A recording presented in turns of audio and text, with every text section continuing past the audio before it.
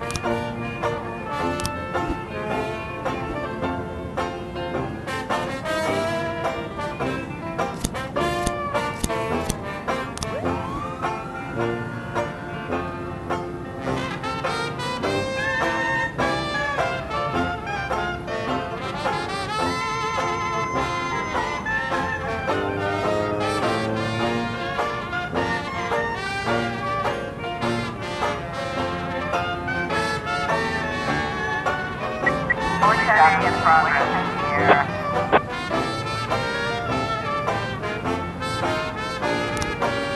9/11.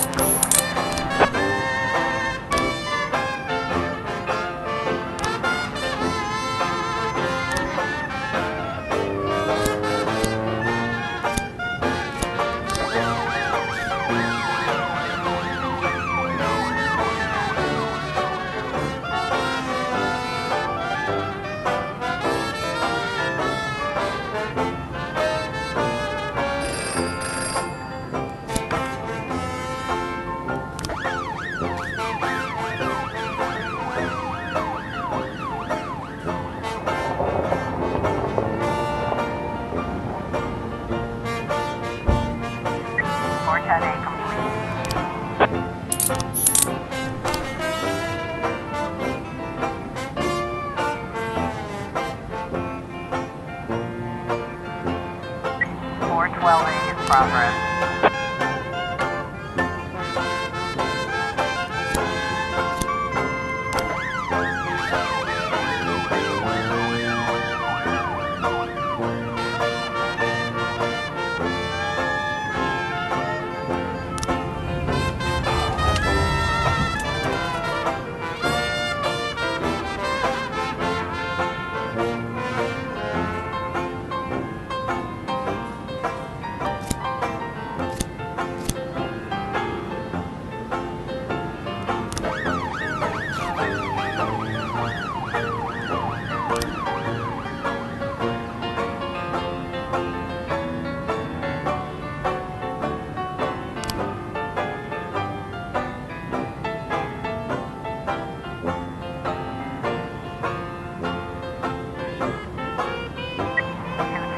Progress. 412A.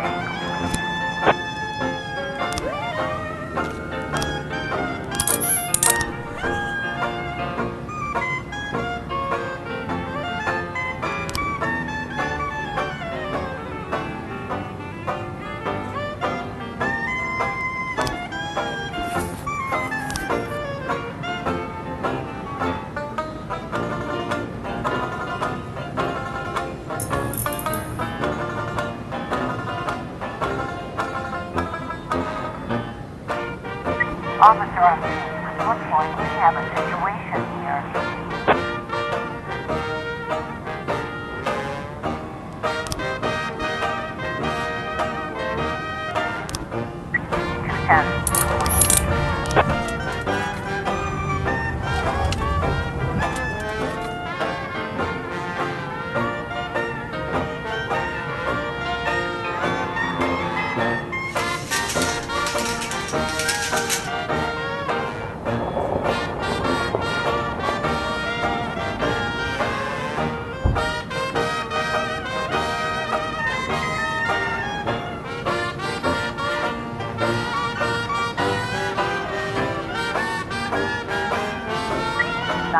in progress.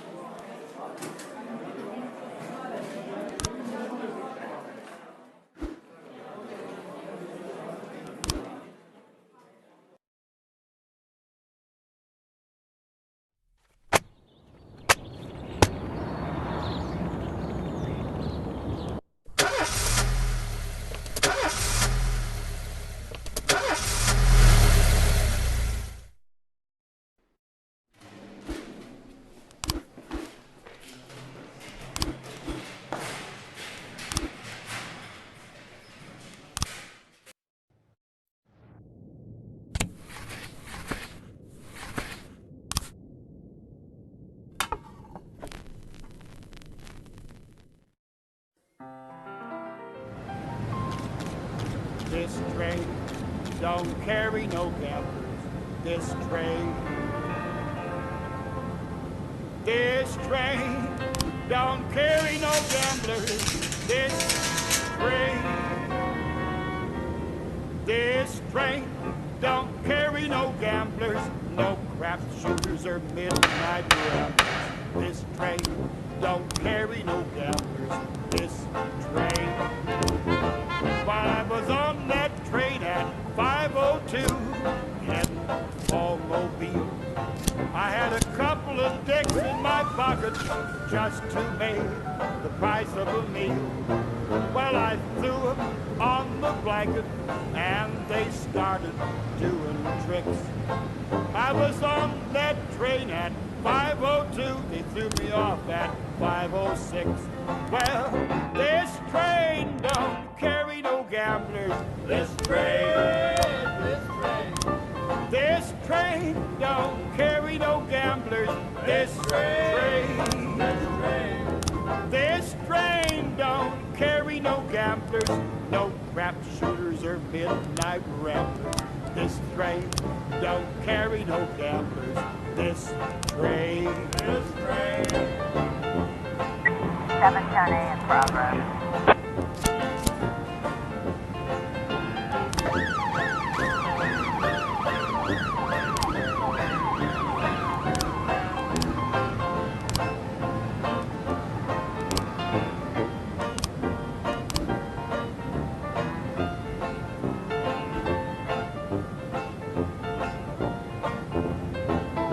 Was on my way to the Mississippi when a gal got on the train.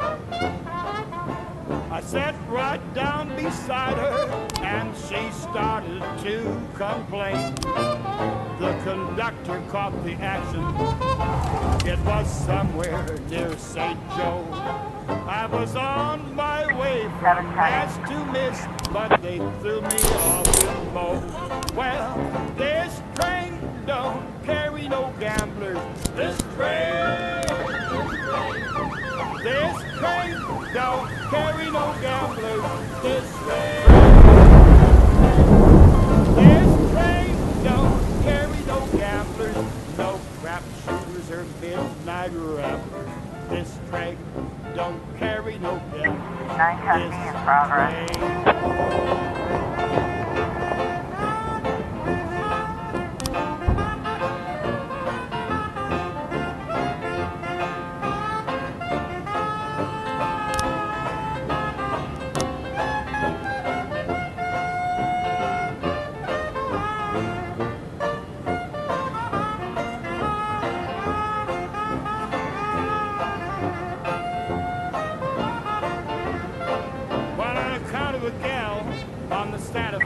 My trip came to an end.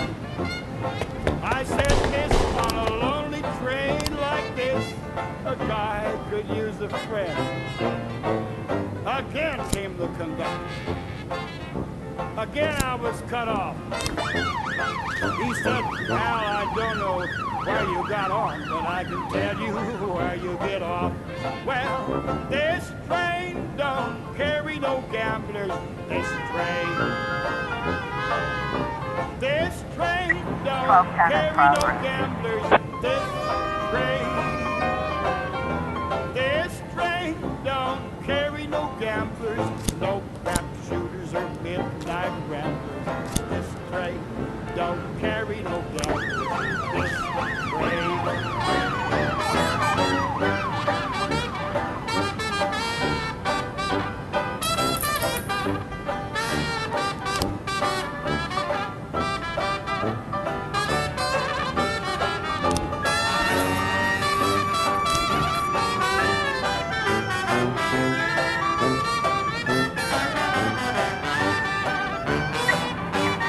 Progress.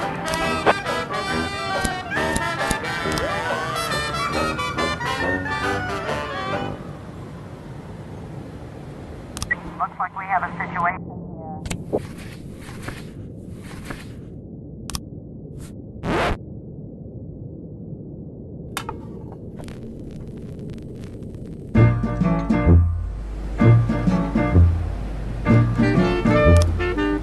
1210.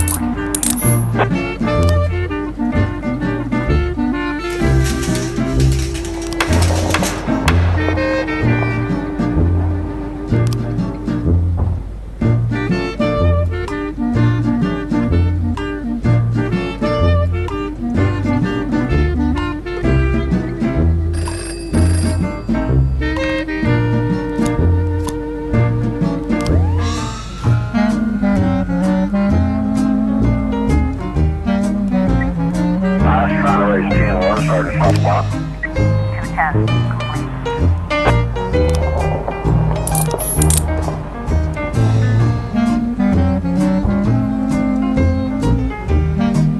It's 11 in progress.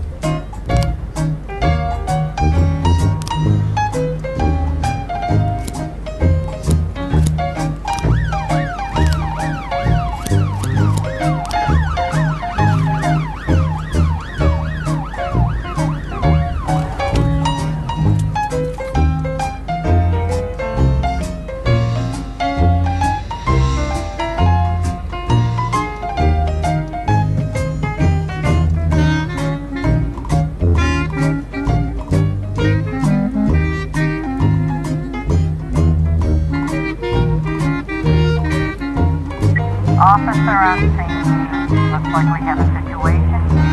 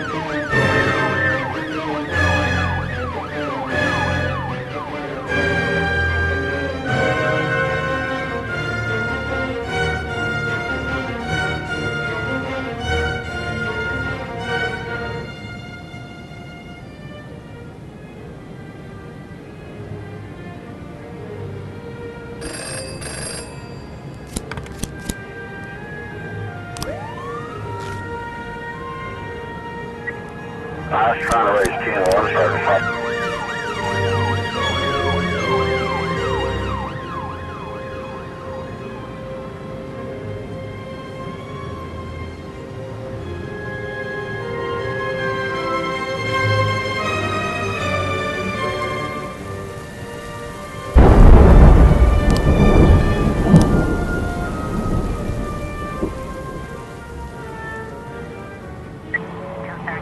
Progress.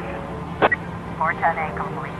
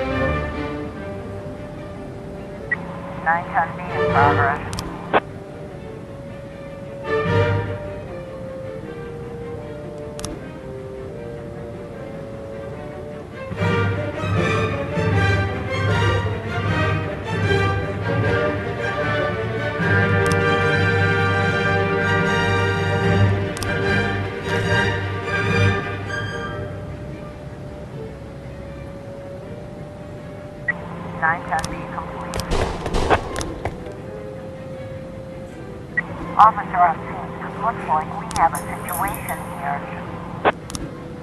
213 complete.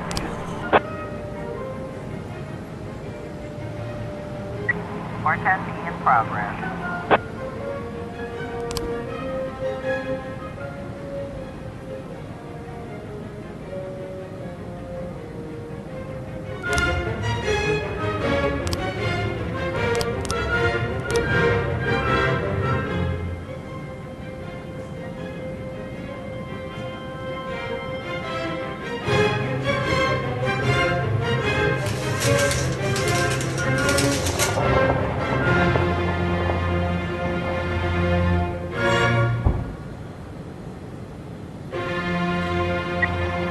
In progress.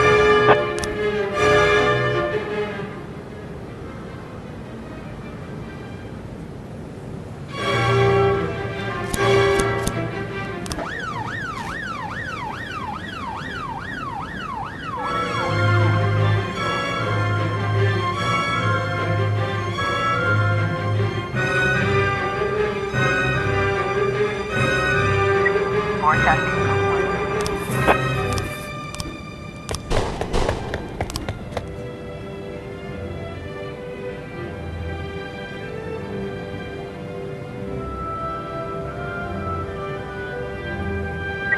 got a situation here.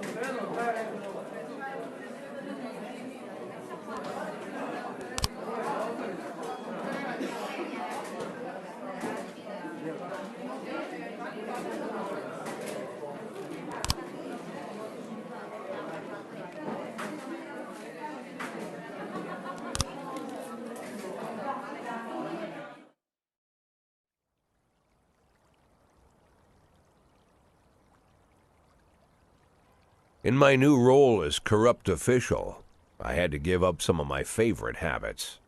I couldn't turn off my phone when my head ached. Couldn't sleep till noon on Saturday and let the rest of HQ take up the slack. No more days off to go fishing.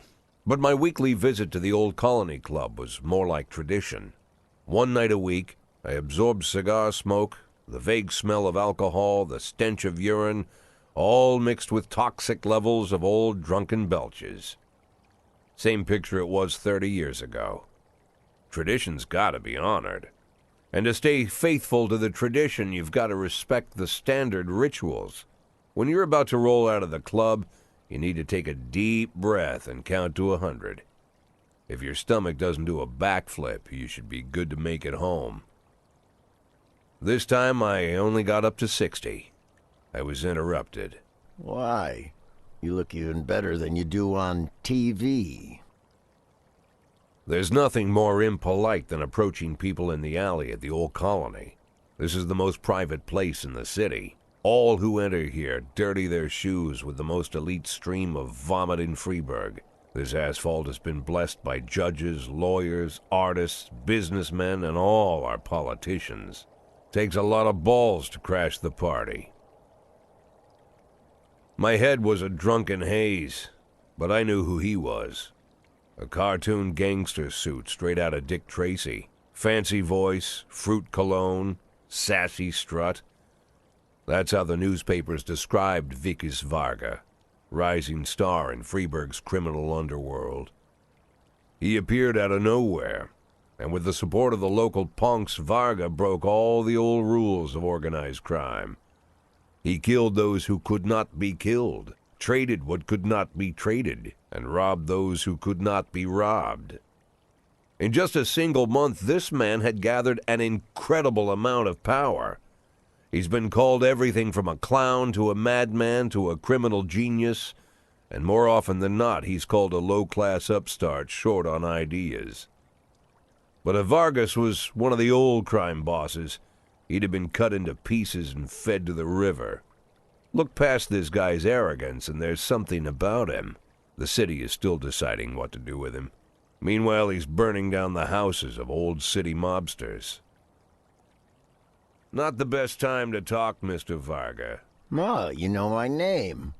I'm flattered, although not very surprised, to be honest. I might be a little short on manners. Like they say in your fair city, with the right manners, you can go anywhere. Well, I don't want to go anywhere. I want to stay right here. Even the criminal world needs manners, Mr. Varga. And one of them is this: don't interfere with a drunken cop who's trying to take a shit and puke at the same time. Oh, you exaggerate. But is Freeburg always so gentle with its officers? You've been a bit roughed up lately. I see you already know Freeburg quite well, Mr. Varga. Well, I love to learn and look around. But I do know that the inhabitants of this fair city should be friends, Jack. Maybe it's true I don't have the best manners. After all, it's only polite for friends to share their phone numbers.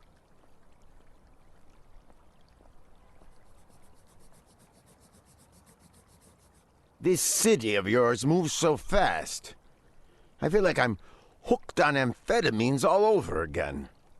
You wake up in the morning full of ideas, and by nightfall, you've all had each other killed. So don't wait too long to call. I don't mind if you're drunk. It's all the more fun. I'll be stoned myself, most likely. Hell, I'm a little stoned right now. It's the only way to live in this place. I like your city, Jack. I'm here to stay. If it weren't for the phone number written on my arm, I probably wouldn't have remembered the conversation in the morning. But there was no reason to worry. I'd be getting a reminder soon.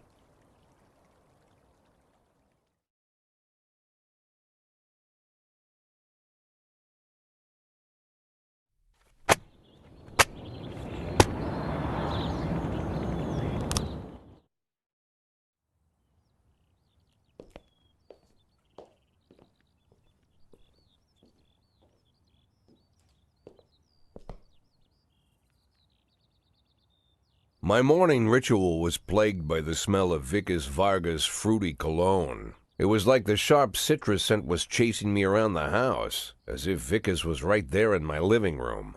When I finally realized the smell was coming from a big basket of oranges, it didn't put me any more at ease. I'd opened my door to lots of threatening mail, evidence of criminal wrongdoing, even a dead ferret or two.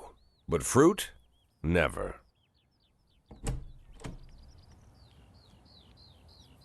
You the fruit guy? Excuse me? Was it you that brought the basket of oranges? Nah, it was here when I arrived. Fine.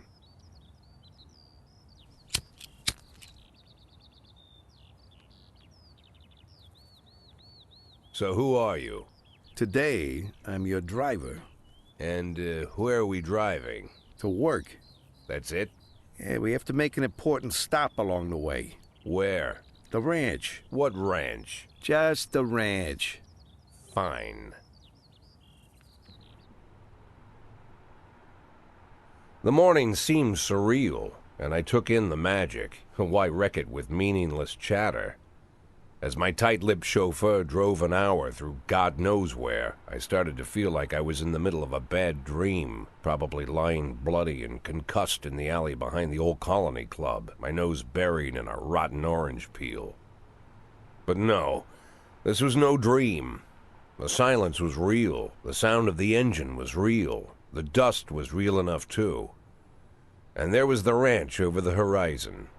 It all seemed familiar. The Sand family's overbearing mansion has been the talk of the headlines for decades, but few have managed to get closer than a few miles. I guess I'm just lucky.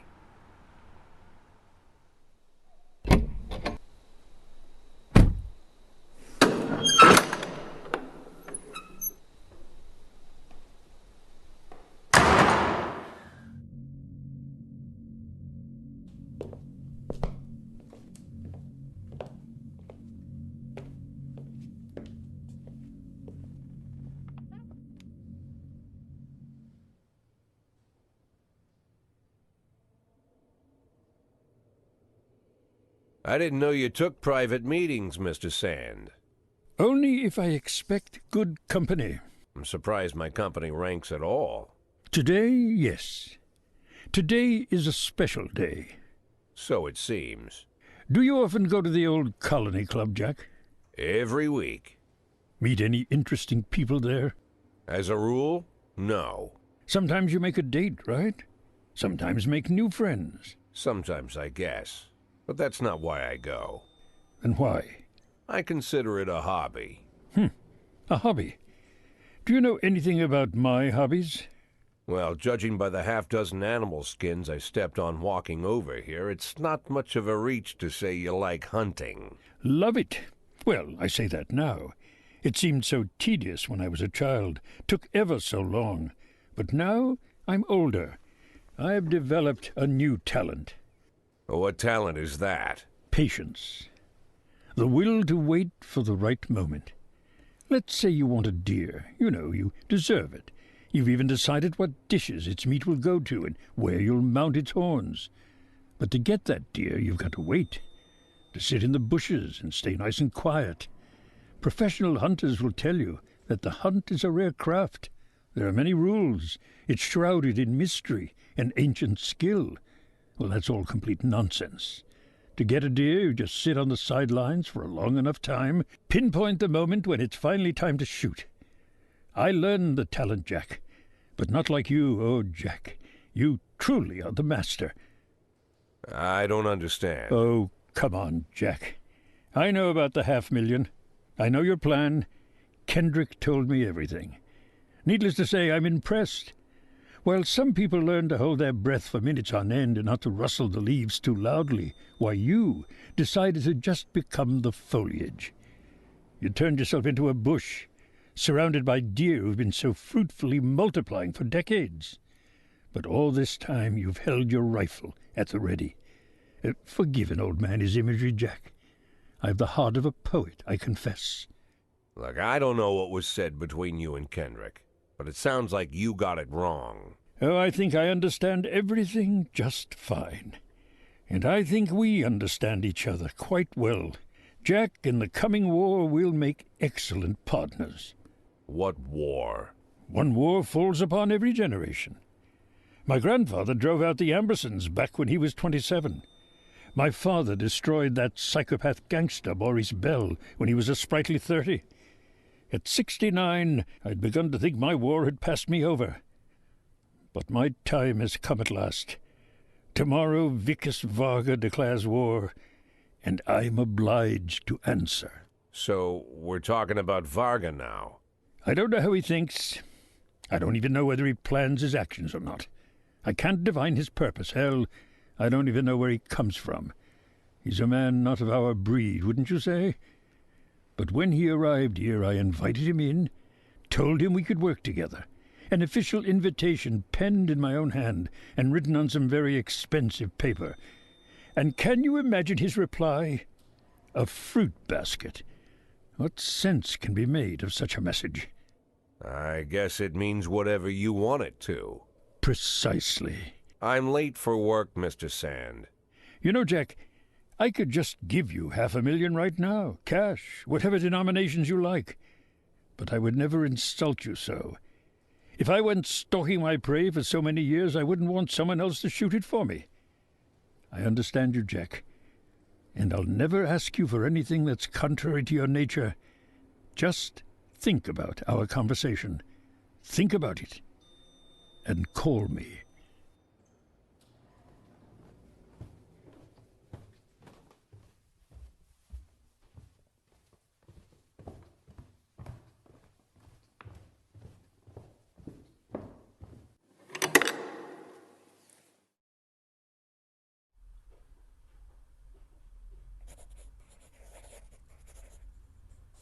Like I said, it's a whole new life, and I've had to give up some old habits. One of them, keeping away from things that don't concern me. Now I can't afford the luxury. This spotlight I'm under, concerns is all I got.